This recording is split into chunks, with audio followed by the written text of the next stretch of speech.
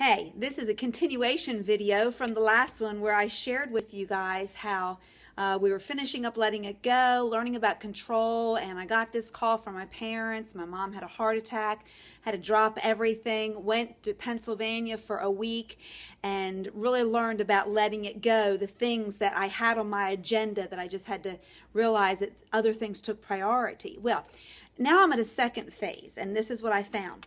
As I was driving on my way home back from Pennsylvania, I started in my mind, putting together this list of all the things that I had to do when I got home. And those things were in so many different categories. What I had to prepare for church on Sunday, what I had to catch up on things with the ministry, catch up on things at home. And I will say this, my kids did clean my house for me. So, I am very thankful for that. I didn't come home to face that. But a lot of projects that I had going right before I left were there facing me when I came home, and I was just a lot more tired than I thought I was going to be, and so I thought I was going to come home and just tackle these things, but I didn't. I come home Friday and I was worthless. And then Saturday, like this overwhelming feeling just came over me of everything I needed to do. And I was like, man, if I feel like this, I know other women feel like this too. So what that overwhelming thought really started becoming is it just became very depressive and oppressive for me. And my husband talked me through it, and just trying to get me back focused on the right thing and everything. But this is the one thing that helped me, and I want to share it with you. I was texting with one of what I consider to be one of my spiritual mamas here in South Carolina, and she knows who she is if she watches this. But I was texting her, and she's, all the while I was away, she was texting me, encouraging me, offering me hotel if I was too tired to stay, just really mothering me through this trip. And when I got home, I texted with her and I said, I am overwhelmed at how many to-do lists and how much stuff I have to do. I don't even know where to begin. And she texted back something to me that she had, I guess, read or heard earlier from Elizabeth Elliot.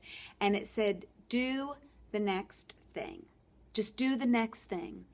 And that was kind of like, I can do that. I can do the next thing. I can't do the next 25 things that are sitting over there on my desk or that my family needs or that I need to prepare for Sunday or just the weeks ahead and just getting back to the routine. I can't do all of those things, but I can do the next thing.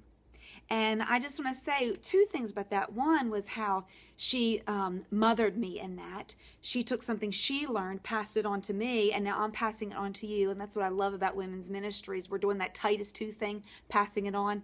But then the other thing was that just the truth behind that statement of do the next thing. Well, I'm glad to say that I'm here about 4 days into being home and have accomplished many things on my to-do list simply because I did the next thing. And I just had to keep talking to myself the whole time when I'd be doing the one thing and I'd get distracted about the 5 other things.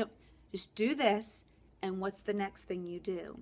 And so this blog is actually one of those things. I'm doing the next thing that's on my to-do list. So if you ever get in one of those situations that kind of hits you out of the blue, you feel overwhelmed and it just starts bearing down on you and you get depressed and upset and you just can't handle everything that you have to do, just do the next thing.